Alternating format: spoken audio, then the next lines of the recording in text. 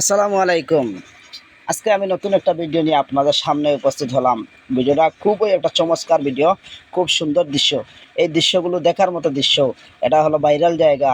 আপনারা কে কে এই জায়গাতে ঘুরে আসছেন আমার কমেন্ট বক্সে জানাবেন। আর এই জায়গাটা কোথায় পড়ছে, যারা যারা ঘুরে আসছেন অবশ্যই এই জায়গাটার নাম বলতে পারেন।